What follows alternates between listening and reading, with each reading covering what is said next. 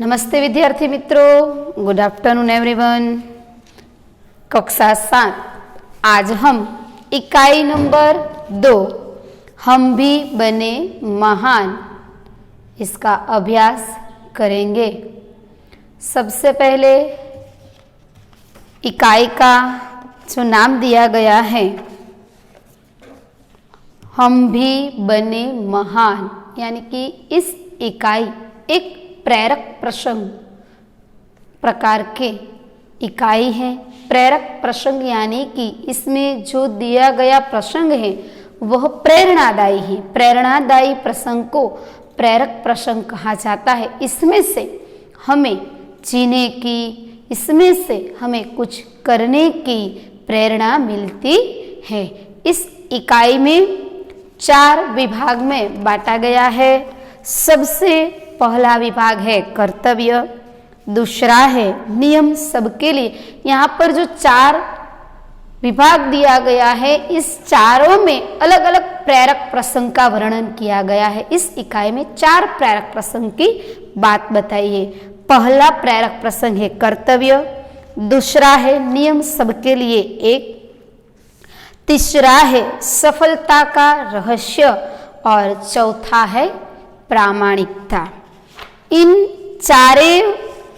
चारे जो दिए गए हैं प्रेरक प्रसंग, इसमें से हमें हम भी बने महान, महान क्या कहना चाहता है लेखक कि हम भी बने महान, यानी कि इसमें जो जो प्रेरणा की बात बताई गई है, इससे प्रेरणा लेके हम भी हमारे जीवन में इसमें से कुछ प्रेरणा लेकर हम कुछ आगे व्यक्ति में से व्यक्ति विशेष बनने का इस प्रसंग में से हम बोध लेकर हमारे जीवन में हम महान बनेंगे।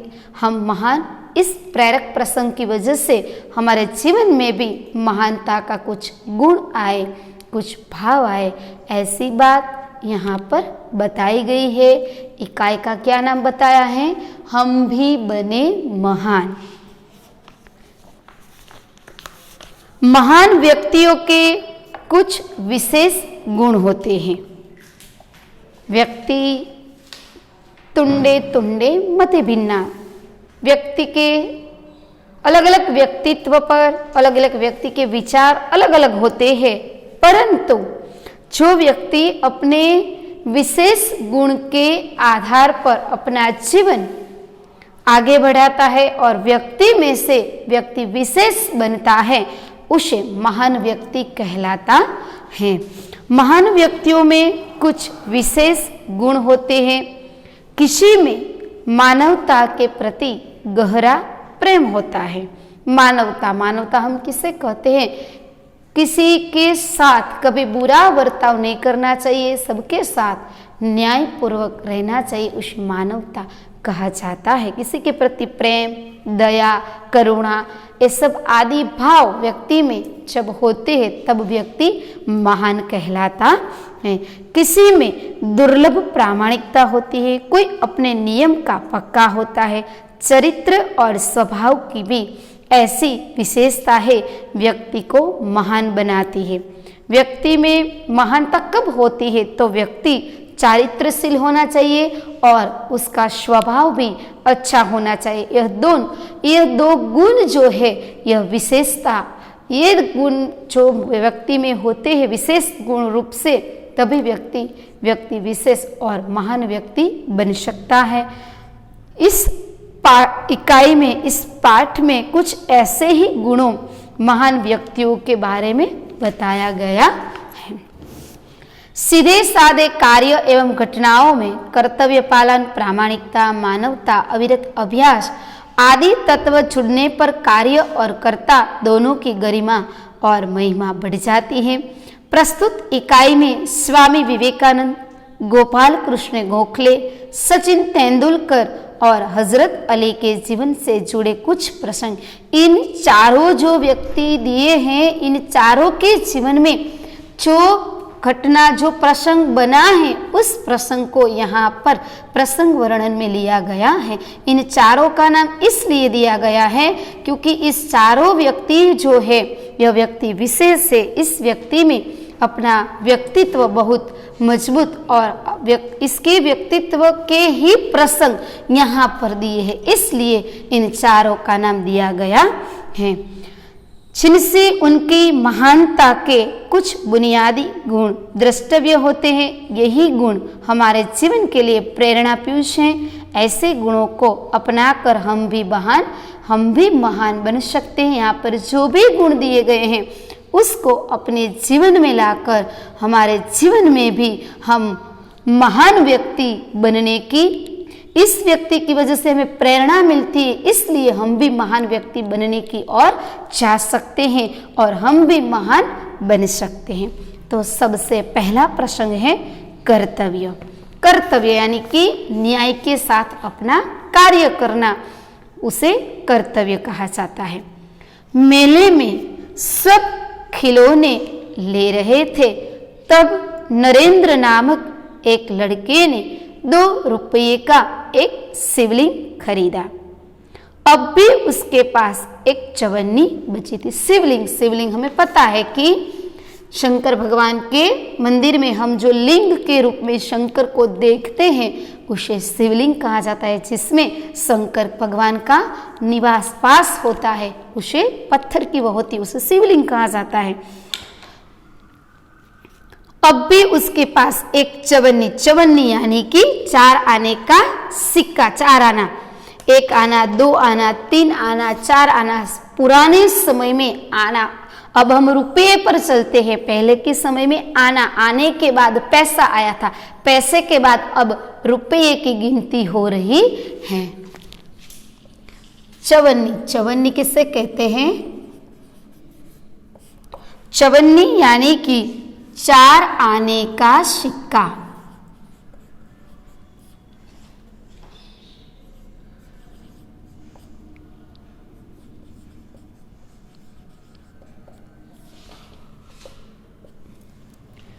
एक लड़के को रोते देखकर नरेंद्र ने पूछा, कौन सी घटना है यहाँ पर? मेले में सब क्या ले रहे थे?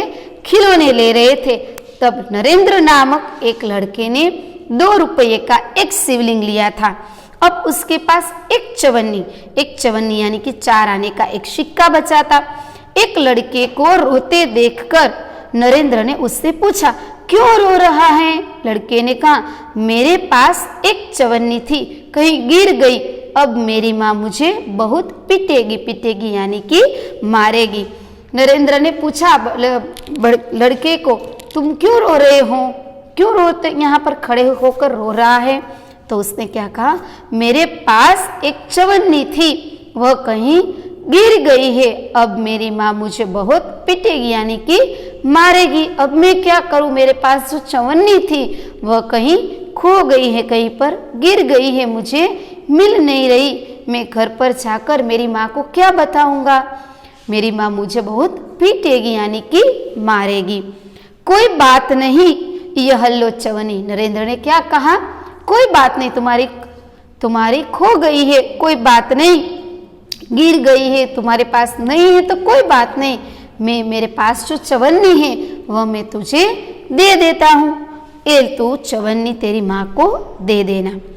कोई बात नहीं, यह लो चवन्नी, कहकर नरेंद्र ने अपनी चवन्नी उसे दे दी और आगे बढ़ गया। क्या हुआ? यह चवन्नी तुम ले लो, और वह देकर वह आगे चला गया। अभी नरेंद्र कुछ दूर ही गया था कि सामने से एक मोटर आती दिखाई दी। क्या हुआ? वह लड़के को चवन्नी देकर चला गया और सामने से उसे एक मोटर आती दिखाई दी। एक छोटा सा बच्चा उसे मोटर से बिल्कुल बेखबर चला जा रहा था। बेखबर यानी कि अनजान, उसे पता नहीं है कि सामने से मोटर आ रही है।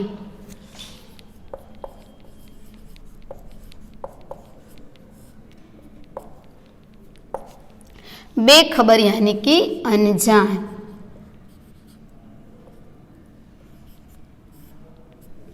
अनजान यानी कि उसे पता नहीं था कि सामने से मोटर आ रही है। वह तो बिल्कुल मोटर के सामने चला जा रहा था। नरेंद्र ने झपट कर उसे बालक को खींच लिया। झपट कर यानी कि नरेंद्र ने ऐसे खींच लिया और उसे गाड़ी जो चल रही थी उससे बचा लिया। उसे झपट कर उस बालक को खींच लिया। एक पल की देरी होती तो वह बालक मोटर के नीचे आ जाता। क्या हुआ? एक पल की यानी कि थोड़ी ही एक क्षण की जो दूरी होती, दूरी यानी कि जो मोटर और एक बच्चे के बीच में जो इतना समय नहीं मिला हुआ था, जो बच्चे को खींच सके इतने समय जो न मिला, तो वह बच्चा क्या हो जाएगा?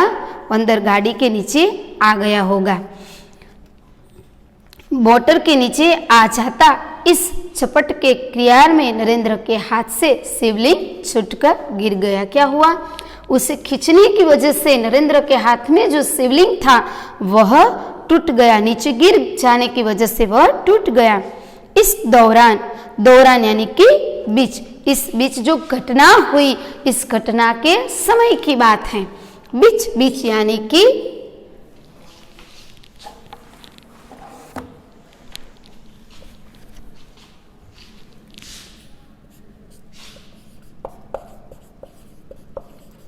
दौरान यानी कि बीच यानी कि इस घटना के बीच का जो समय था उसे क्या कहा जाता है? बीच। दौरान इकट्ठे हुए लोगों में से किसी ने कहा, बेचारे का नुकसान हो गया। कितने चाव से खरीदा था शिवलिंग। चाव यानी कि प्रेम, लगन।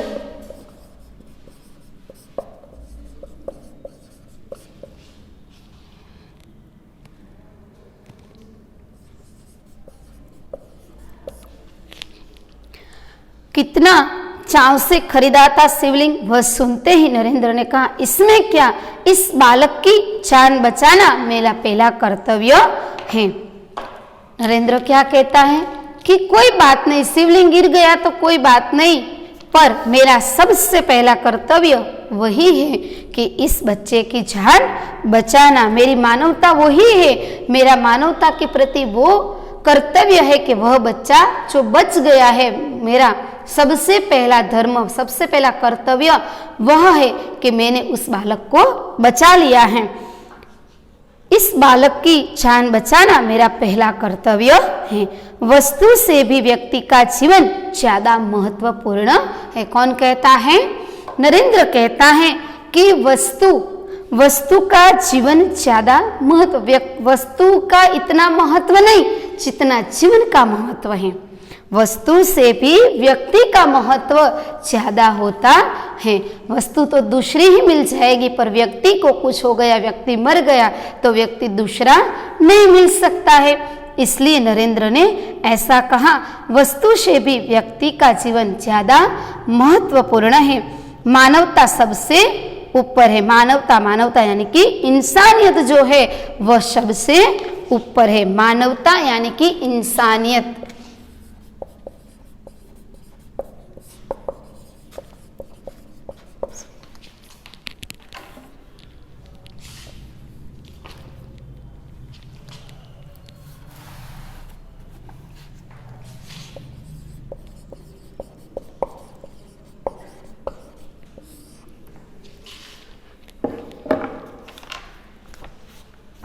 वस्तु से भी व्यक्ति का जीवन ज्यादा महत्वपूर्ण है। मानवता सबसे ऊपर है।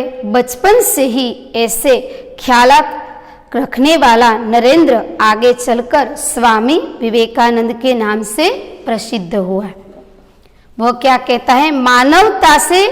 मानवता सबसे ऊपर है, यानी कि इंसानियत जो है वह सबसे ऊपर है। ऐसे गुण उन्हें बचपन से ही उसके ख्याल यानी कि विचार, ऐसे विचार वह बचपन से छोटे थे तब से उसके जीवन में ऐसे कर्तव्य पालन रहना, किसी का कभी बुरा नहीं सोचना, किसी के साथ कभी बुरा नहीं करना, सबका भला ही करना, सबके साथ इंसानियत का भाव रखना, ऐसा विचार जब वह छोटा था तब से ही वह इस विचार को आगे लेकर वह चलता था। ऐसा विचार रखने वाला नरेंद्र आगे चलकर स्वामी विवेकानंद के नाम से प्रसिद्ध हुआ। प्रसिद्ध होना यानी कि विख्यात होना।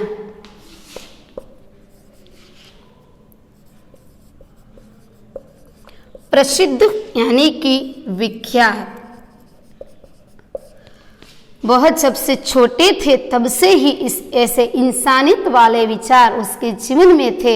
जब वह आगे बनकर नरेंद्र, जब बड़े बनकर उसका नाम यानी कि वह स्वामी विवेकानंद के नाम से वह प्रसिद्ध हुआ। तो सबसे पहला जो प्रसंग था वह किसका था? स्वामी विवेकानंद का। स्वामी विवेकानंद का बचपन का नाम कौन सा है? नरेंद्र। नरेंद्र आगे चलकर वह स्वामी विवेकानंद नाम से वह लोक प्रसिद्ध यानी कि लोकों में उसने अपनी विख्यात यानी कि अपना नाम मशहूर बनाकर वह स्वामी विवेकानंद नाम से वह प्रख्यात हुआ। अब दूसरा प्रसंग है नियम सबके लिए हैं। यह प्रसंग भी बहुत हमें हमारे जीवन में इस प्रसंग भी हमें आगे ले जाता है कि नियम सबके लिए एक होना चाहिए। यानी कि हमारे साथ कई बार ऐसी घटनाएं घटती है पर ऐसा नहीं होना चाहिए। सबके लिए घर में भी ऐसा होना चाहिए और किसी भी जगह पर हम चाहते हैं तो वहीं पर जो कार्यकर लोग होते हैं यानी कि जिस जगह पर जो लोग कार्यालय में बैठे हैं उसके लिए यह प्रसंग बताया है कि सभी के लिए, कोई छोटा नहीं कोई बड़ा नहीं, कभी पद प्रतिष्ठा के अनुसार उसका मान महत्व नहीं रखना चाहिए। सभी के लिए जीवन में एक ही नियम होना चाहिए। यानी कि यहाँ पर जो प्रसंग दिया गया है वहाँ ऐसी बात बताई गई है कि कोई रिश्वत से, कोई लांच से कभी हमें ऐसा, हमारे आगे बढ़ने के लिए हमें ऐसा उपयोग नहीं करना चाहिए। नियम तो सबके लिए एक होना चाहिए। एक नियम होने की वजह से जो शिस्त है वह ऐसी रहती है, वरना शिस्त नहीं रहती। बात सन 1885 की है। पुणे के न्यू इंग्लिश हाई स्कूल में समारोह हो रहा था। समारोह यानी कि उत्सव।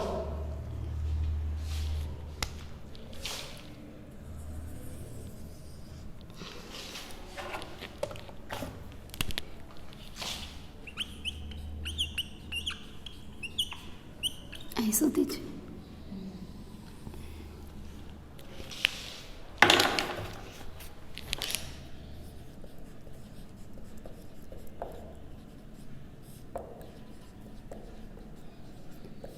समारोह यानी कि उत्सव। न्यू इंग्लिश हाई स्कूल में उत्सव हो रहा था। प्रमुख द्वार यानी कि प्रवेश द्वार पर एक स्वयंसेवक नियुक्त था। स्वयंसेवक किसे कहते हैं?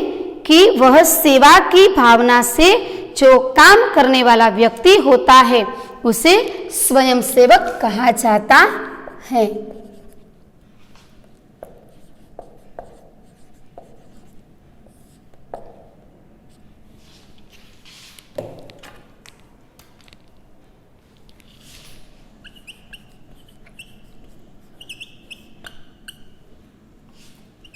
सेवा की भावना से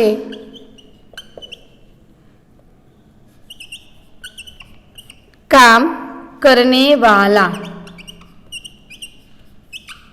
उसे क्या कहा जाता है? स्वयंसेवक। क्या कहा जाता है? स्वयंसेवक। जिसे यह कर्तव्य भार दिया गया था। कर्तव्य भार यानी कि उचित काम की जिम्मेदारी देना।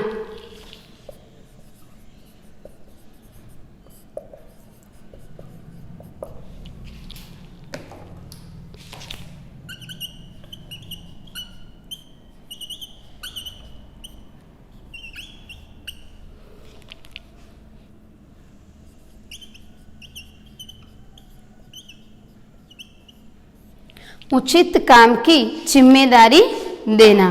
कर्तव्य भार दिया गया था कि आने वाले अतिथियों के निमंत्रण पर निमंत्रण पत्र देखकर अतिथि, अतिथि यानी कि मेहमान, आने वाले जो यह समारोह में आने वाले व्यक्ति थे, अतिथि थे, मेहमान थे, उसे निमंत्रण पत्र देखकर ही उसको यहाँ पर प्रवेश देने वाला है, ऐसा एक नियम बनाया था।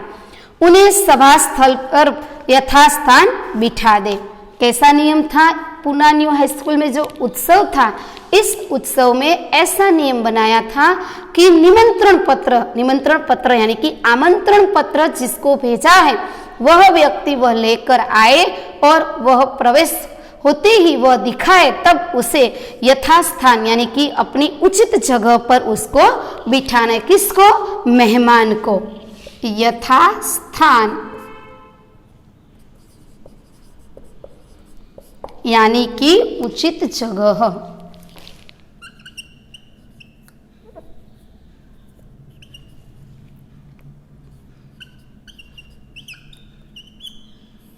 उचित जगह बिठा दे।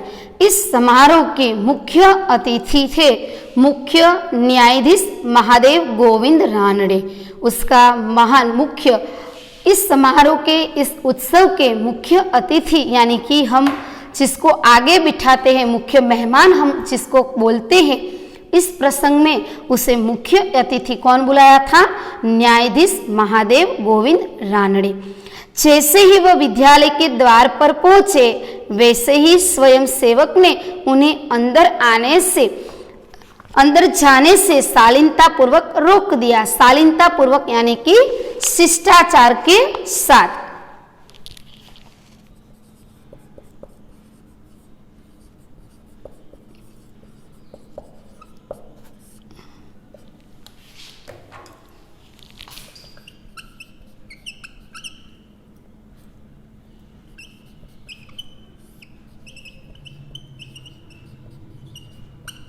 शिष्टाचार के साथ उसने रोक दिया यानी कि वहीं पर उसने खड़ा रहने को लिए कह दिया और निमंत्रण पत्र की मांग की। निमंत्रण पत्र यानी कि जो उसे आमंत्रण पत्र दिया था वहां पर उसने रोक दिया और कहा कि निमंत्रण पत्र मांग की यानी कि उसने उससे पास से निमंत्रण पत्र मांगा। बेटा मेरे पास तो निमंत्रण पत्र नहीं है, रानड़े ने कहा। जो मुख्य मेहमान थे, उसने मुख्य अतिथि थे गोविंद रानड़े, उसने क्या कहा कि बेटा मेरे पास यह निमंत्रण पत्र तो नहीं है, क्षमा करे, तब आप अंदर प्रवेश न कर सकेंगे। किसने ऐसा कहा? स्वयं सेवक ने। क्षमा करे, मैं माफी मांगता हूँ, मैं आपको उस पत्र के बिना, निमंत्रण पत्र के बिना आपको अंदर प्रवेश नहीं दे सकता हूँ, क्षमा करे, आपको प्रवेश नहीं मिलेगा। स्वयं सेवक का नम्रता पूर्वक उत्तर था। स्वयं सेवक ने नम्रता पूर्वक शालीनता से उसने यह उत्तर दिया था, क्षमा करे, माफ कीजिए, मैं आपको अंदर प्रवेश नहीं दूंगा, क्योंकि हमारा नियम है कि निमंत्रण पत्र के बिना कभी किसी को अपना स्थान नहीं देना है, यथास्थान उसको नहीं देना है। द्वार पर रानड़े को देखकर स्वागत समिति के कई सदस्य यानी कि कई मेहमान व्यक्ति आ गए और उन्हें मंच की ओर ले जाने का प्रयास करने लगे, पर स्वयं सेवक ने आगे बढ़कर कहा, श्रीमान, मेरे कार्य में यदि स्वागत समिति के सदस्य ही रोड़ा अटकाएंगे, रोड़ा अटकाना यानी कि रुकावट बनना,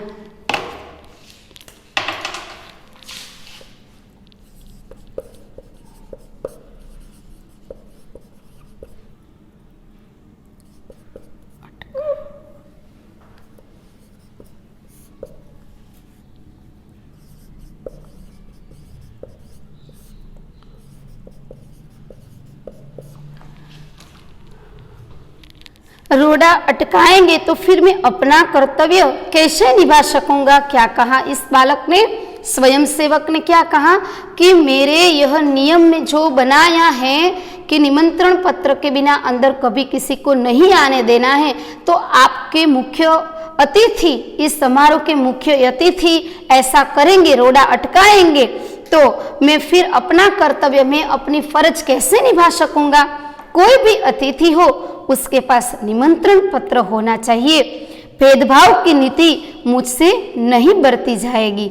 भेदभाव, भेदभाव यानी कि एक जैसा बराबर न होना, सभी समान हैं ऐसा भाव नहीं होगा तो मुझसे यह जो परिस्थिति हुई है, जो नीति है वह मुझसे बरती नहीं जाएगी। मैं यह नहीं स्वीकार कर सकूंगा, यह सहन नहीं कर सकूंगा।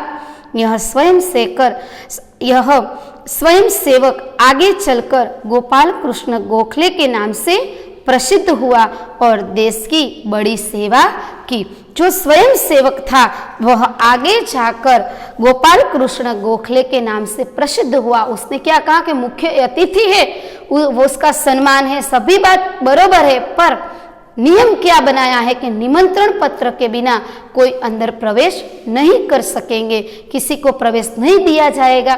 तो व्यक्ति, सभी के लिए नियम तो एक ही होना चाहिए, वो भी व्यक्ति है, दूसरा भी व्यक्ति है, ये भी अतिथि है, दूसरा भी अतिथि है, सभी के लिए नियम एक ही होना चाहिए, कभी भेदभाव नहीं होना चाहिए, सभी के साथ एक जैसा बर्ताव होना चाहिए। ऐसे महान स्वयं सेवक जो थे वो आगे जाकर गोपाल कृष्ण गोखले के नाम से प्रसिद्ध हुए, यानी कि वह देश के लिए, समाज में भी उसने एक आगे का काम, देश में भी, देश के लिए बड़ा समाज सेवक के लिए, समाज में भी, देश में भी उसने बड़े समाज सेवा की और समाज सेवक के नाम से वह आगे जाकर प्रसिद्ध हुआ।